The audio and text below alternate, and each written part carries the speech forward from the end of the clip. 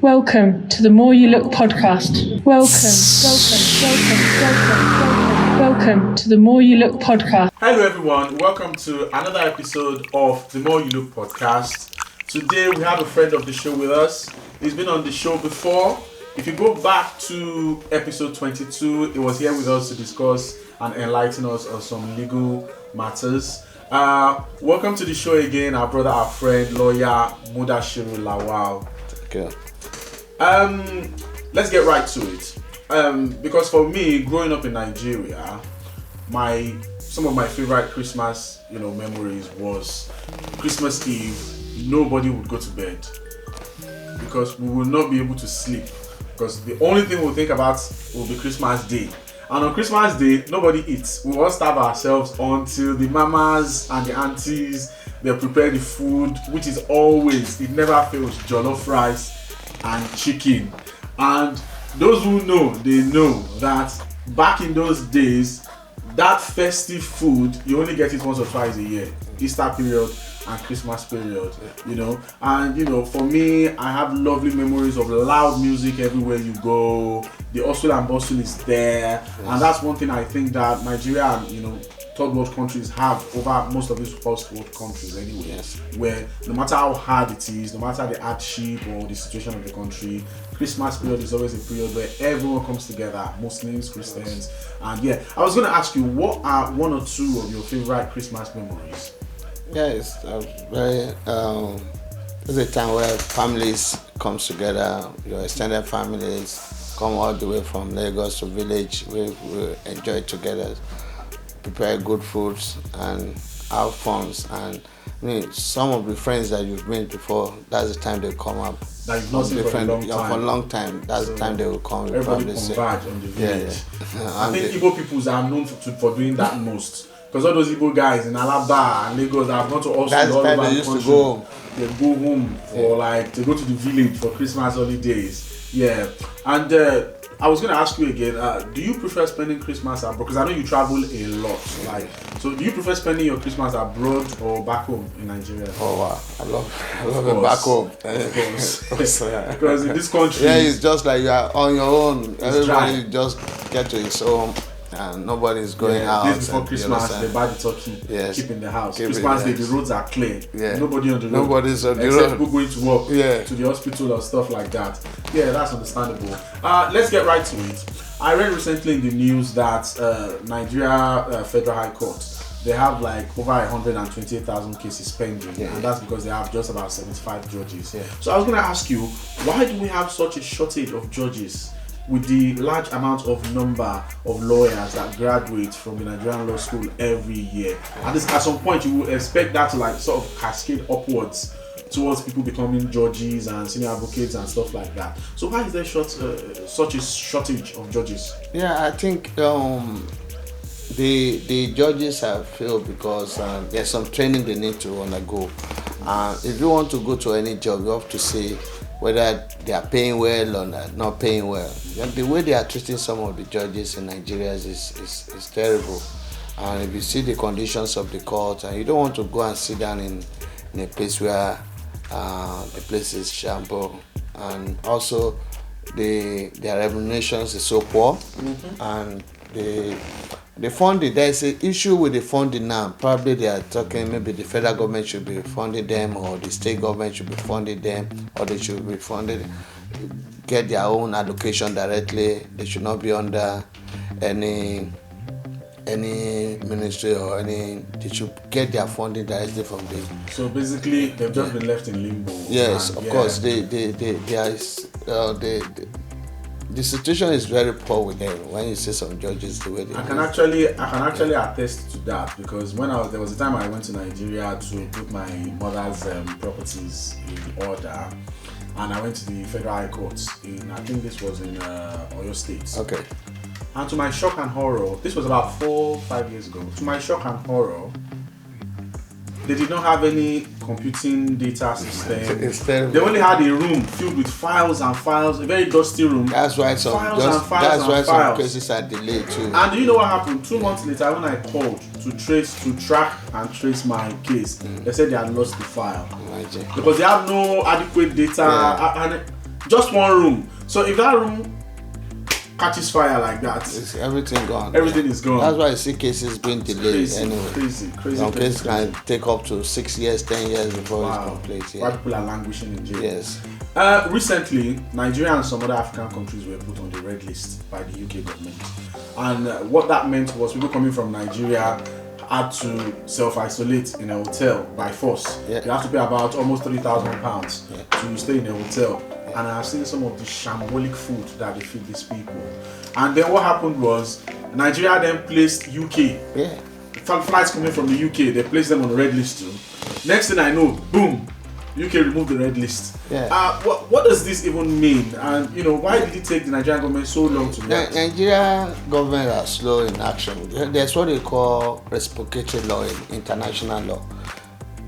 If you treat me well, I treat you well. If you treat me bad, I treat you bad. Mm-hmm. Nigeria is slow in reciprocating what they did. Because there's some people who went back home just for burial of their loved one or wedding, they are coming back. They didn't expect to be paying 2,318. That shambolic crazy hotel they put them. And we've seen a lot of going on the internet that people are sending to us regarding their treatment. Mm-hmm. However, immediately they found out that Nigeria reciprocates the action, they quickly lift it up. And Nigeria have to buckle up in the sense that when we have a lot of brilliant Nigerians and they cannot advise the government very well. That day I was talking to one of the honorable in Nigeria and I said, why can't you pass this in the House of Parliament? You're just sitting down there. Somebody banned you. Your citizens have to pay about 2,800 to stay in a hotel, which is not worth more than up to 50 pounds. You understand? So at the end of the day, Nigeria reciprocated and they removed the ban. So my question is, so now do people still have to sort of self-isolate and do to quarantine in the hotels if they come from Nigeria? No. There's nobody, according to UK law now, there's nobody in the red list. What they do now is that you only go to the when you come back, you do your PCR test, and also when you are going to, then you quarantine your house for 10 days. House. Yes, not in the hotel anymore. At least that's a bit more humane. It's so expensive. Yeah. Anyway, my wife wanted to travel, he has to cancel the flight. Hey, but she can travel now, can't she? Yes, she can't travel now because of the program. She's not self-employed. Okay. She has already taken the holidays and you can't just reschedule it again. So that makes sense. That makes a lot of sense. So before we get down to the nitty-gritty of today's talks, I would like the listeners out there to understand that any information and commentary you hear on today's episode regarding all of the issues we are going to discuss is free of charge and it's for information purposes only. The information and commentary does not in any way intended to or amounts to any legal advice. Yeah. Okay, so don't say because you heard this from the podcast you now want to So let's get to the nitty gritty. Because I saw something recently that worried me. We sort of touched on it briefly in the last episode, and it's this new bill that the House of Parliament, they are trying to shut down the throats of the minorities, and it says that I don't even know what it's called. Can you enlighten us where you can lose your citizenship, your British citizenship? What I want to know is, what does this new bill? What does it mean? Can you break it down for us? And what are the ramifications of this new bill? The British Act, the British Nationality Act states that before you can strip anybody off of his nationality, you need to communicate to that person. Send a letter to them that the UK government has intentions of stripping your British citizen. Then it will have the right to make a representation, meet a lawyer, make a representation. But what Section 40, subsection 5 says is that they have to communicate it to the person that they want to strip up the may cancel his nationality. But what they're trying to put in now is that they don't need to tell you. The Secretary of State don't need to tell you. You can just pop up in the airport one day, you wanted to travel, you find out that you swap your British passports. Your British passports have been withdrawn. Yeah, so have been revoked. So that's what they are trying to do. And I think it's not fair on people because just like our children that's British citizen, and because they don't know anywhere in Nigeria, they don't imagine so, you don't have a Nigerian passport, you only have a British passport. Yes. Now that's been taken away from you. Yeah, so basically they made you stateless. Yeah, and it's very wrong for you to render anyone stateless. There's 2 laws about 1951 convention saying you cannot render anybody stateless. Well, that's what they're trying to do. And that's what they are trying to do. And I think the case is still on anyway. So it's not become official yet? It's not. I think they've passed it through the 3rd discussions. So when does it become a law? What do they have to do to make it a law? The other one is the one regarding that if you are an illegal immigrant, you overstay your visa. That's that one they are passing that one in January. Okay, so this other one where they revoke, they are still discussing it. That one is still in the process of discussion. Yes. Okay. So let's move on. I was just going to come to the other point you just made about overstayers. Yeah. There was a way you worded it on Facebook, and I just want you to, go over that again and then explain to us what this entails, this new law. What the law is saying is it has passed the 3rd stage now. It's going to be to the House of Lords by January 5th. They're going to discuss it there. What they are saying that if you're overstayer, you be in UK and you overstay your visa, maybe you're a visitor, you overstay for whatever reason, and you did not regularize your stay, when they hold you, you go to a prison for 4 years. So, initially, where we are right now, before they pass that law, if you overstay your visa, they just deport you. They just deport you. But now, they criminalize it now. Yeah, once this law goes into effect, if you get caught without a working, functioning visa, you are liable to go to jail for 4 years. For 4 years. So do you go to that jail here, or they deport you and then you go to that jail in your country? No, you go to the jail here in UK. But here's the thing though. Let's say Mr. Hay has come from, say, Nigeria to the UK on a 6-month visa. Yes. And there's a reason why I want to ask you this question. Because let's be honest with ourselves. We know what the situation of the country is presently. And we know that they say Japa is the only thing for people who can. And by Japa, I mean escape. So most people prefer anywhere but Nigeria. And the problem is not every country will give you a working visa just like that. So most people, their plan is to travel out of the country on a visiting visa to the UK and then just not return. Because people believe that once you are here, there are different, dodgy ways that, loopholes in the law that you can use, like you can get married to someone here and all that. We won't go into that right now. So what I want to ask you is, if Mr. Hay leaves Nigeria to come to the UK, and Mr. Hay has 2 little children, and he has taken holiday visa, visiting visa, 6 months. So if Mr. A and his 2 children come to this country, let's say Mrs. A come to the UK, finish the 6 months visa with the 2 children, what are they going to do? They won't send the children to jail, would they? There is a rule regarding the children. If you are, of course, everybody has the right to protect his country, you understand, because of the pressures on the social amenities. You understand? If you come, you know sure that you're not supposed to be here. You cannot just. You are not supposed to be here. You can just. If you know you want to be here, you have to have reason to be here. Probably consult your lawyer to make an application for you. You understand? But most of the time, they will try to deport you if you are here. If you are overstayer. If you are overstayer. If you are overstayer, they will deport you, definitely. Okay, so my second question is this, because I want people to, I don't want to pass the boundary of where, because you are giving us this information for free, and like we said earlier, for people not to forget, this is not legal advice, okay? It's just basic information, okay? So, say I come into this country now and I've overstayed my visa. Is there something I can do? Like, say, I spent 7 months and my holiday visa was meant for 6 months. Okay. Now, can I get a lawyer to say, okay, what can you do for me as a lawyer that will make me remain in this country? Yeah, there are a lot of ways you can remain in the country. There's like working permits. There's some shortage of occupation. No, let me interrupt you. I don't think you understand what I'm trying to ask you. I have come from Nigeria with holiday visa. Okay. You know, holiday visa, I can't work. Yeah. So the holiday visa has expired 6 months now. Yes. And I'm still in this country, but I don't want to go back.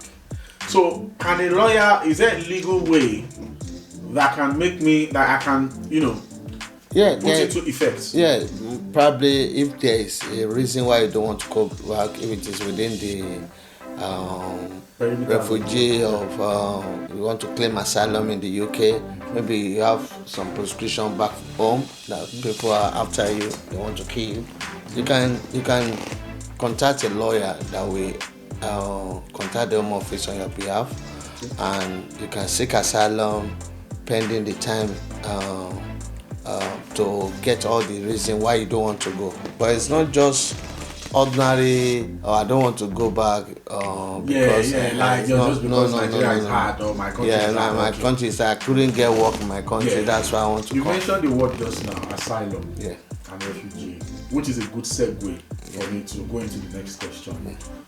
What does the Refugee Convention, when does it cease to apply?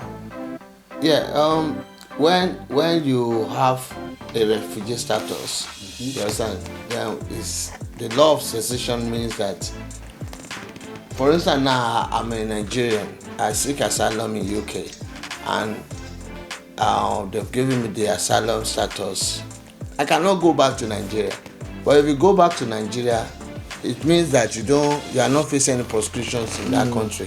I have a client that's coming from Cameroon, and he doesn't know that I cannot travel. Even for holiday. He cannot go for holiday. He now find himself in Cameroon. He was on the way back. I'm getting to Heathrow. So where are you coming from? They say I'm coming from Cameroon. But you seek asylum that. They nearly strip him of his asylum status, if not because interventions of lawyer. Say ignorance is no law. You have claimed that we gave you this status because you say you have a problem in your country. You understand? So you cannot go to that country. You understand? So another way is that when refugee status seeks to apply is that, for instance, now the Home Office can trap you, say go and collect your passport. Maybe they want to grant you, say go and bring your passport. If you go to your embassy and you are able to collect passport and they didn't arrest you there, my brother, you are going. they will strip your asylum. So basically, before you can apply to be for asylum seeker in this country, what it basically means is you're forfeiting your citizenship. Because you say you have a problem there. Yeah, maybe your life is in danger there. That's why you come to UK to seek asylum. Okay. So moving on. Let's say the Home Office mistakenly grants someone a leave to remain. Yeah. And there's no deception involved. Yeah. Okay. What does that mean? That is there anything in the rules or policies that states that that person cannot leave the country or what? Because I'm a bit confused. Because it says on here there's a law, say 276 AD. For instance, now if Home Office gave you, like, I made an application as a student, and probably I make application as a person who have been in UK for 14 years or 20 years, and instead of them to give me 2.5 years, they gave me indefinite. Okay. You understand? So it is not my duty, as long that I did not use any deception to deceive them, it's not my own duty to go and tell them to say this is what I applied for, this is what you gave me. You understand? If I've been on the visa for long, there's nothing they can do. They cannot just cancel it. So basically what we are saying is, if the Home Office mistakenly grants you something other than what you initially applied for, and you did not use any deception, and that thing works in your favor, that's the way it is. They cannot rescind. No. Because it is them that you are not the one who granted the leave by yourself. They are the one who granted it.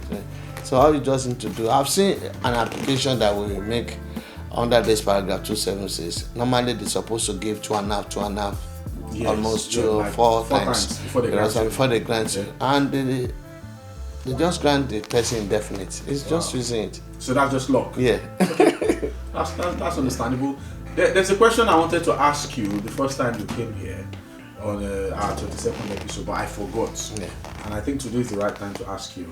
What does evidence flexibility, what does it mean? Yeah, evidence flexibility is about, especially during the course of making application, we spend a lot of money. People making application like FLRP or indefinite spend about 5,000 for the application, excluding lawyer's fee. You understand? There's sometimes you make a mistake in the document they ask you to bring. You understand? And probably they ask you to produce 6-month bank statements or 6-month pay slip. Unfortunately, you now give them 4 instead of 6 months. Home Office can just refuse you because of that. Just based on that. Just based on that. So what evidential flexibility, which is part of the policy of Home Office now, and that's why if you are making an application, your lawyer needs to probably tell them that they should apply their discretion.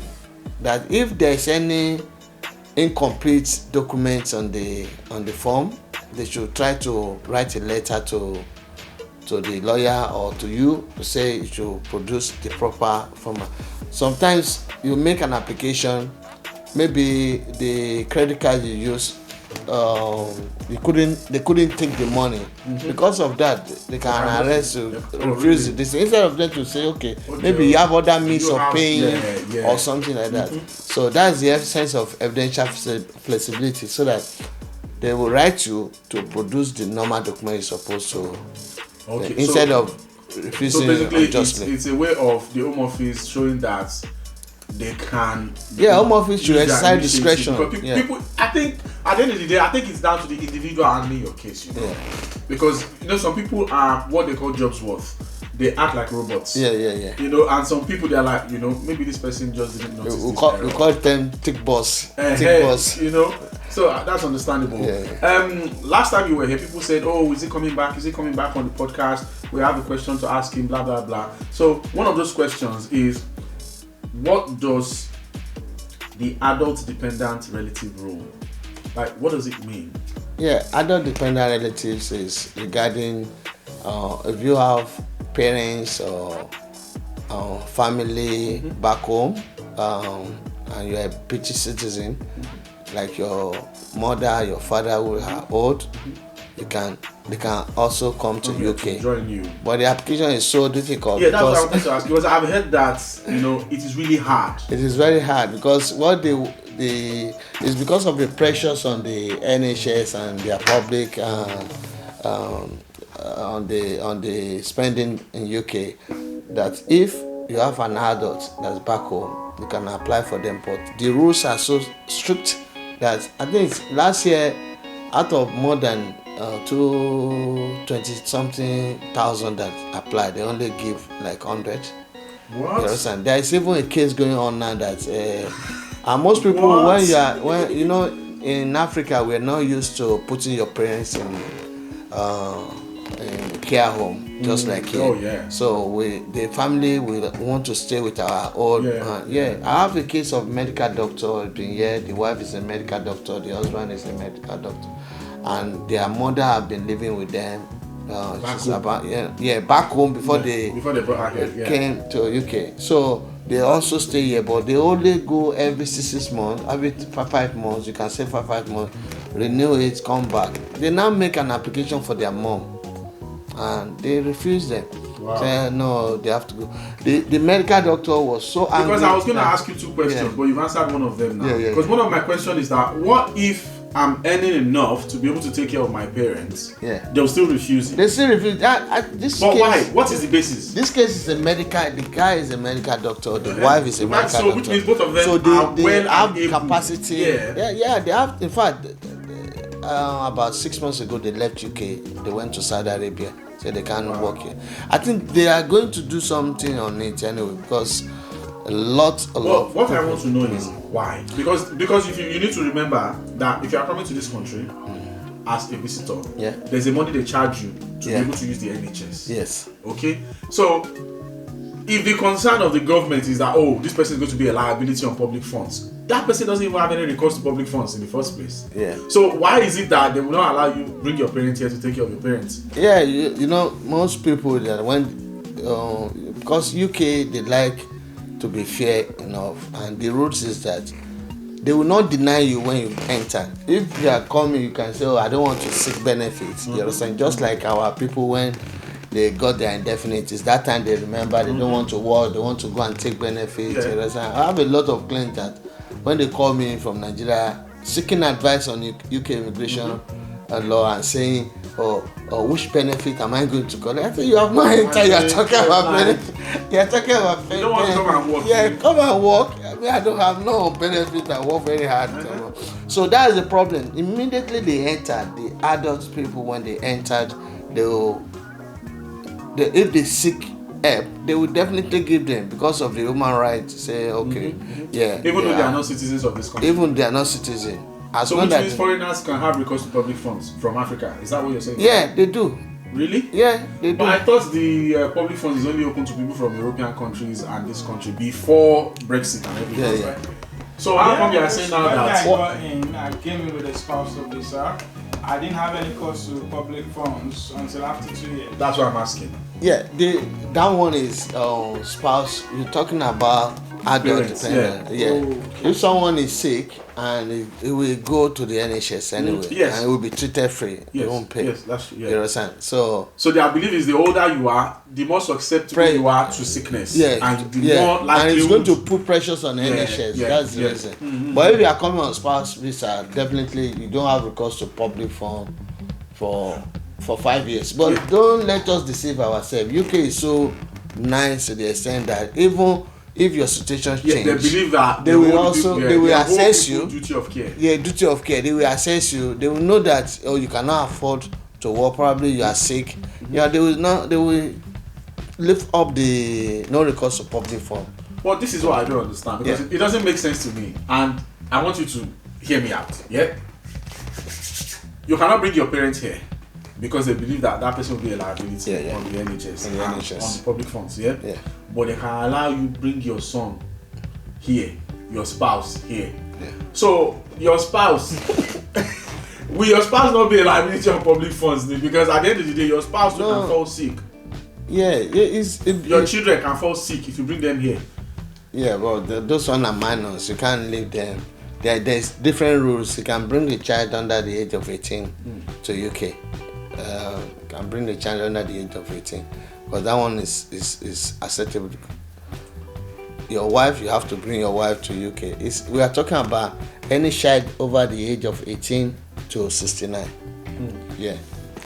So you can't bring those on. They consider them to be an adult. That is crazy. That is really crazy, though. That's crazy. That was a good That was crazy. So claiming asylum in the UK, I know you touched on it briefly earlier, but what are the challenges to seeking asylum in this country? Yeah, the challenges of seeking asylum is about evidence. Most of the times, you're coming from Nigeria, or they want to kill me in my village and this. How do you want to get the evidence? How do you prove it to them? It's one of the problems that asylum seekers are facing in UK.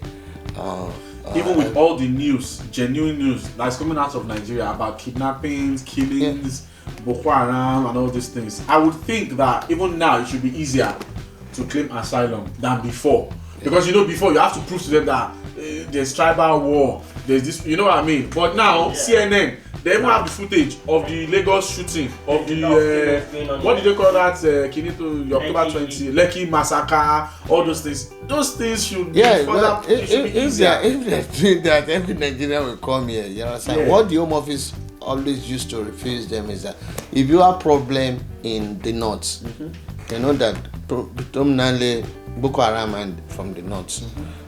It has to relocate to east. They will advise to if relocate to kidnappers are in the east, they ask you to go to the relocate west. to If the the west. ritualists are there, no?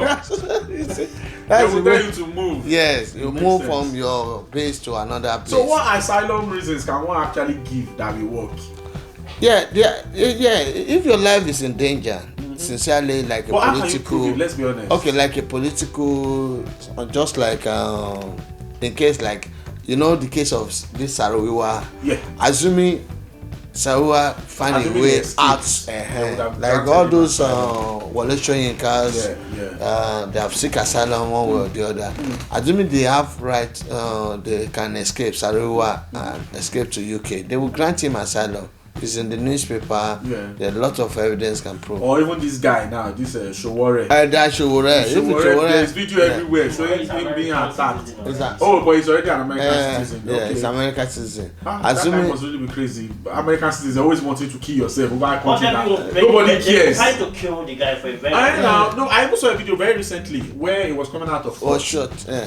and people still attacked him. They were waiting for him outside. I said, "You are American citizens. Leave these people and their wahala. You can't save Nigerians. They don't care. But it's not. It's your country. You understand? Yeah, it's your country, but So, if you die for nothing." yeah, me. I used to most of his hearing. I used to go to Nigeria. Oh to yeah, attend. I see pictures with Yeah, you of so you in court and I everything. love him. He's very young, versatile than all these old people we have as our president. And that's why they will never let him achieve anything he wants to And achieve. that's Because why they we know if will he gets there, he might actually have we the will big remain plans. where we are, my brother. We will remain where we I are. saw Tinubu recently. I even posted that video on my WhatsApp. Old man like that. This guy cannot stand up. He cannot see. It's very, very obvious that this Yeah. man is actually genuinely not very healthy. Yeah.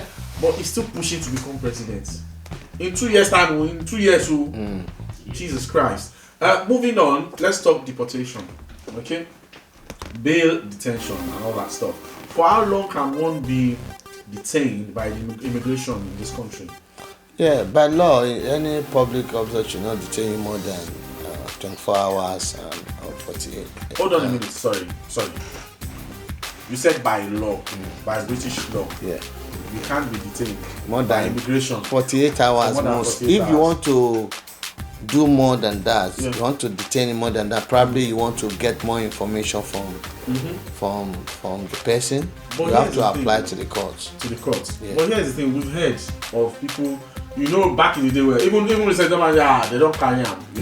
Okay. We have heard of people getting picked by immigration where you won't even see them again. Yeah, And that- 2 weeks, 3 weeks, that- they'll still be in the deportation center. Yeah, that deportation center is quite different. That Okay. it's like an accommodation. They are not being held. No, they are being held. But they allow you Because to, if you think about it, it's like this forceful quarantine thing. But they where allow you to communicate. They will tell you it's a hotel, but you can't leave. It's you allowed. can communicate. It's allowed. Yeah, in Okay, that from place you can immigration communicate. center. Yeah, you can. They will give you phone. It's just like they are providing you accommodation. Okay. You understand? They will give you home. They will give While you processing- telephone while processing How to your. kick you out. But Okay. yeah, how to kick you out, how to release you. Makes sense. Yeah, so it can't be for more than 48 hours, right? Yeah. So what happens after then? After that, they have to, when they assess your distance, either they release you or they take you to detention camp. Detention camp is meant for anyone who is Who is already illegal on the way immigrant out. on the way out or be released. So there is a process of, you can ask for temporary release. If he has a lawyer, they will apply for his temporary release. If they didn't have, So if they grant you temporary release, can you still run away? they will release you. They will release you. They will release you to go. You can just run away yeah. again. They will catch you one day anyway. That's true. We are under watch anyway. So another one is that if the administrative review is, the immigration officer bail is not granted, you can apply to the court for bail application, whereas you get 2 sureties, and the 2 sureties have to be working, their pay slip, their bank statement for 6 months, their proof of address, evidence that they own property or or renting, you understand, and you can then apply for bail for the person, yes, and which will be granted. No wonder Nigerians, you find it hard to find Nigerians that will do that for you. No, that will stand at shorty. They're raised. People. That I will give you all my pay slip and everything. Definitely. If So that I will now be on the database. Maybe your family. Of those people. My family can come from Nigeria. I'm just joking, you will start to. So moving on, what are the requirements? Because before I even go to that, I was going to ask you, is it possible, when you've been taken to detention, what do you call it? What did you call it? Detention center. Immigration center. Is it possible? Are there stories of people who have been in that immigration detention center and they still manage to gain? You know what I mean? Like the country still allows them back.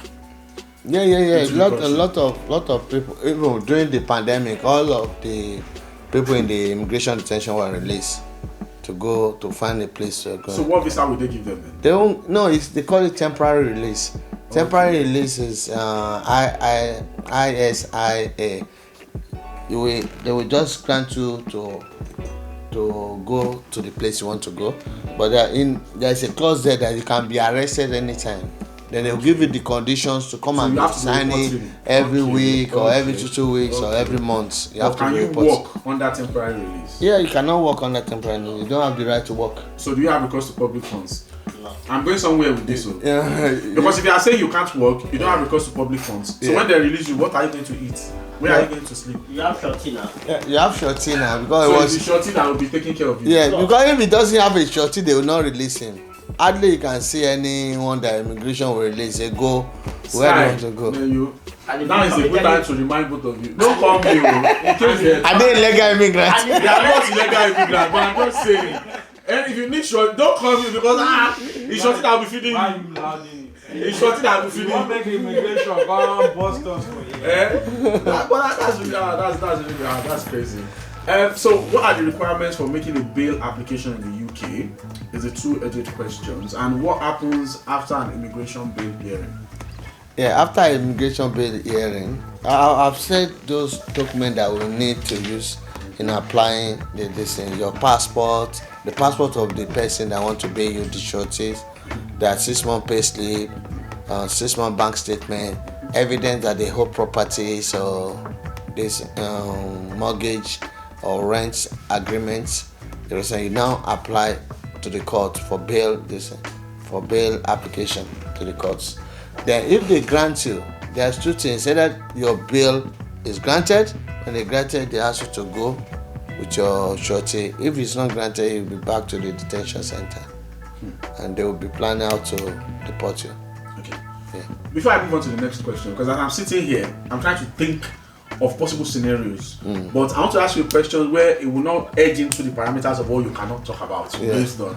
So, let's say there's a mother, a single mom in Nigeria with 2-3 children. She wants to come to the UK. Yeah. But all she can afford presently is a holiday visiting visa. Yeah. Okay?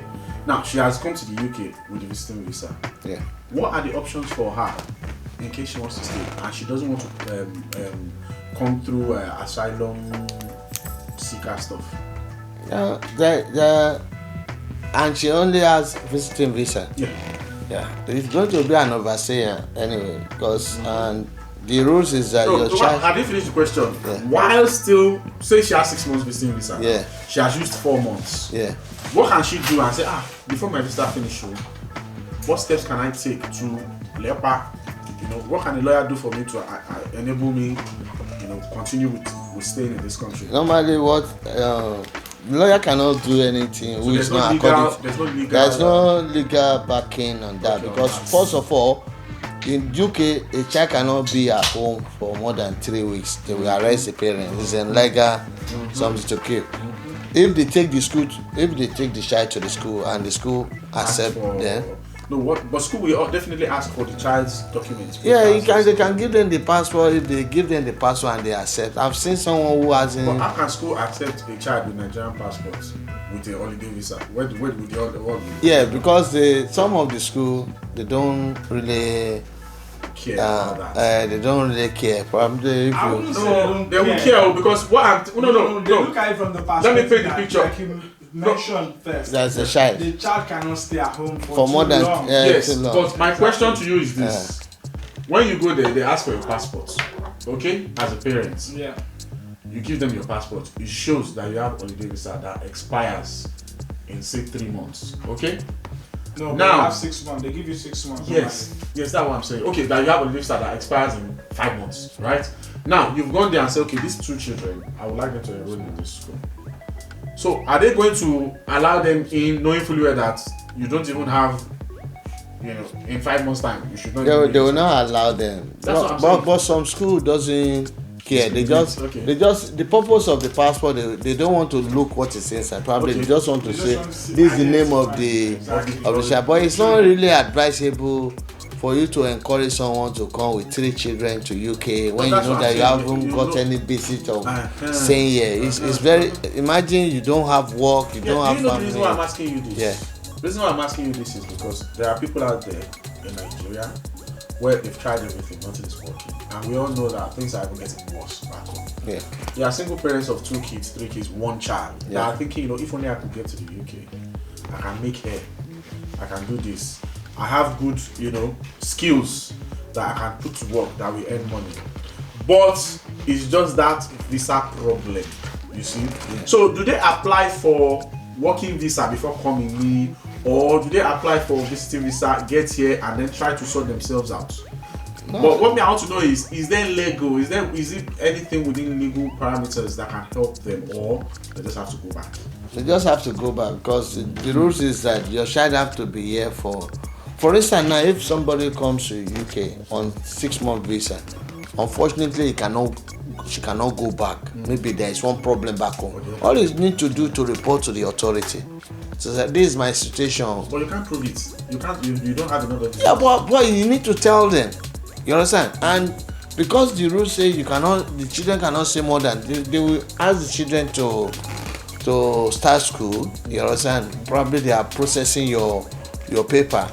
Before you know, it may take up to 2 years. The children are listening. The lawyer can prove that for the best. Yeah. So all those kind of things. Though the chance of the success of the application is very low, because the children have to be here for 7 years before they can be granted. Yeah.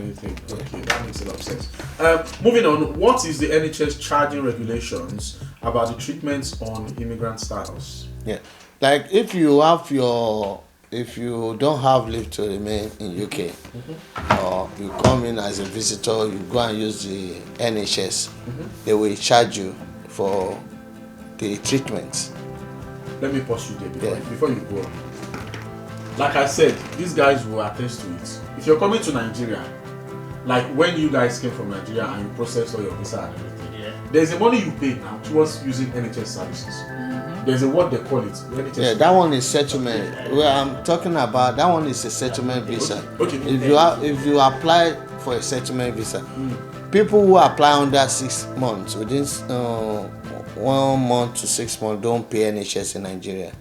On visitors visa, don't pay NHS. Okay. They don't pay. They only pay application for the fee. So those are visa, the ones visa. that the British people always call tourists. Tourists that you come health tourists. So you have to pay for the service, and because of that, they can refuse you. I've seen a lot of about 3 or 4 refusals based on the fact that they hold NHS. Even another one is coming about 2 weeks ago. That's very close to me, and they stop him because somebody have used his name to NHS and. Wait, somebody had used his name to pay for. No, he called ambulance and probably didn't get the date of birth properly.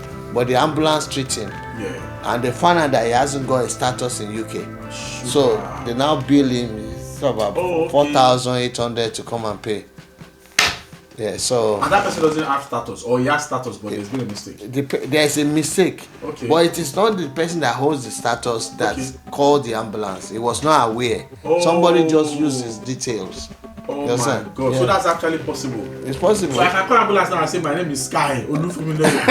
They will send the bill to Sky. straight. Especially if cars don't have Oh the my- cost of public for. Oh my goodness, that is crazy. It's crazy. I was having an argument. You said? I never knew that. You know what I mean? I thought their database is so efficient that they know who is who has a thing, who doesn't. UK, they will treat you first. Anyway. No, we always believe we owe people the duty of care. Yeah, they will treat you first. Then after that, they will now be sorting out the bailouts. Yeah. Chai. So the first question I asked you regarding this new bill they are still trying to push through, I want you to clarify for us. Is that for people who commit crime? You know this one where they say they take your nationality away and all that. Okay. Is it strictly for people who commit crime, or anybody now can just travel abroad without committing any crime and they'll just say you can't come back because they've revoked your? Is that how it's going to work? No. The basic thing is because of all these terrorists and all these people committing. So for high-class crime. For high-class crime. I can't steal Sky's camera now and they catch me. No. And they will not say I'm no longer. But if you are a perpetual stealer, thieves, but the reason it is not. The argument we are trying to say is that look, I'm a British citizen of Nigeria origin, and another person, British citizen, maybe John Brown, now committed the same offense. Crime, the same terrorist crime. Where are you going to send John Brown to? You can't. You can't make John Brown stateless because John Brown is English and British. Likewise, me too. Yes. If I've cancelled my nationality for Nigeria, it's crazy. What that basically means is they are trying to create second-class citizens. Exactly. That is exactly what I'm thinking in my mind. That it is absolutely. You understand? So there is no point of if somebody commits a crime, charge him, let him go to prison. Yeah. And they are used to that anyway. If you do well in your profession, they will say, it's a British citizen. But by the time you commit a crime, you know that it's a Nigerian origin. Now they are not even stopping at that. They want to remove that British lens from your life. It's from Nigeria origin. And force you to be a Nigerian. So that's why I used to tell my kids, I say, what nationality say I'm a British? I say, we can British. Be careful. I was arguing with someone the other day, and I cannot believe it. I want you to actually clarify because I had a lawyer right here in front of me.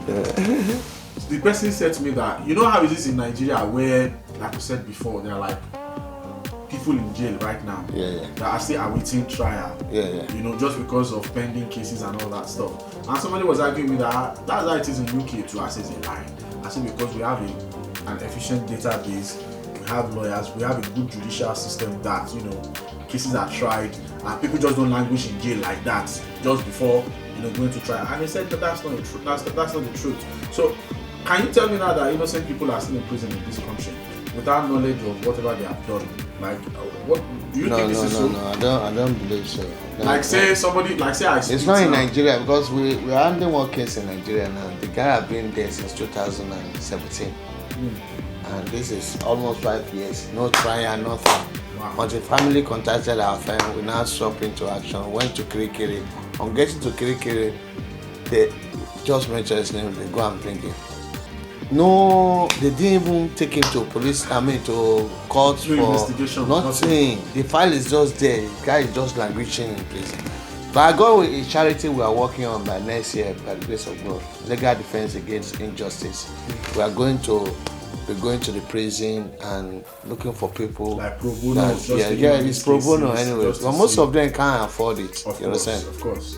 But there's innocent people. There are too many in Nigeria. Like 80% of people. But I don't think that kind of thing is here. Yeah, what I'm saying is, say for instance now, I spit on the ground. Yeah. Okay. You get like somebody like her, and then somebody gets murdered in that place, crime, and they take the DNA, and then they find take my out DNA. He came to that site And they arrest me because of my DNA is at the crime scene. Meanwhile, I just spat on the ground and moved on. Before that person got stabbed and killed there. So is it possible that I could get arrested or if they can prove alibi that you are not there during that time the crime. And that one is better than saying but there are a lot of people that don't commit the crime and they are in prison but because of you understand. So that's it. Now we are rounding up. Can you tell us what is the funniest case you've taken on? The funniest that made you laugh? It's when they want to strip somebody Nigerian nationality. We just. Oh, okay. Yeah. The lady is from. Was it from Togo? No, she's not from Togo. She's in Nigeria. Okay. But the mother is from Togo, but the father is from Nigeria. But she now lives with her mother in Togo. Okay. Fortunately, she had to marry. She now married a Nigerian. Okay. And you know, Nigeria, they can harass you because she lives in Togo. Yeah. She has some accent of this. Accent, yeah. On getting to Ikoyi, where he wanted to collect his passport and her passport, and was arrested. And he speak like a. Before you know, he's been arrested and taken to police station. They bail him that day. I do it pro bono. I didn't charge for. So we solved into actions and we apply. We write a letter to the immigration. They didn't respond. We took the case to court because they seized her passport and this thing, and we won the case about 2-3 weeks ago. Oh wow. Yeah, it's very interesting. So, the people who commit crime, do they come to you to take you on as a lawyer? Of course, Okay, anybody now, can. My question is this: when they come to you, do they actually tell you the truth that it was me that did it, but I want you to help me? Do they? We are officer of the law. We cannot aid somebody, but my duty to him. Yeah, what I'm saying is, do they tell you the truth as their lawyer? What I honestly believe, what he's telling Like, me, if I employ you now to help Guy, me. you know they watch movie. So the thing is, You don't will I see tell you how that they it talk was to me you. that burnt Sky Studio? Yeah, but if you told me that it is we you, don't know you understand who me? wants I'm not going to go to court to say. No, I'm just saying, do yeah. they reveal themselves to you? Do they? Even if they don't reveal, the Your own job point is is just that to get them so when you are talking to them, you know that this guy really commit a crime. But it is not my duty to go to the court to say, oh, it's my client that committed. Let them prove the case. If they can prove it, you understand? Then it is the duty of the prosecutor to prove beyond reasonable doubt is this. But if it is something of public safety, security, and I'll probably have to disclose it because I owe the duty to the court too. Last question before we go. Yeah. Is there a case that you won't take? Yeah, if the case is against my Moral beliefs, or religious yeah, beliefs? there's some Like for example, like if there's a conflict of interest, you understand, I won't definitely take that kind of case. You understand? okay. But by law, there's no case a lawyer cannot do. You understand? So So what we're going to do, if you require the services of our friend and lawyer here, we'll put the offices in Nigeria, in Lagos. We'll put it on your screen, and we'll also put his contact and how you can get him, his chambers here in the UK. All right. Thank you so much for coming again. Thank you. To record the second part of this interview. I know that in the future, if we call you, you will respond to us. I will And we definitely call. appreciate that. Thank you. All right. We want to wish you all a very Merry Christmas. Enjoy the rest of the year responsibly. And we don't know what the UK government is planning with Uncle Omicron roaming about now. and then probably they're going to shut We us don't know down. if they will shut us down For 2 weeks again. again. So wherever you're watching this, I hope that it meets you well. Compliments of the season to you and yours. Stay safe, be responsible, and above all, be kind to each other. Till we see each other in the new year. Love ya. Ciao, ciao, ciao.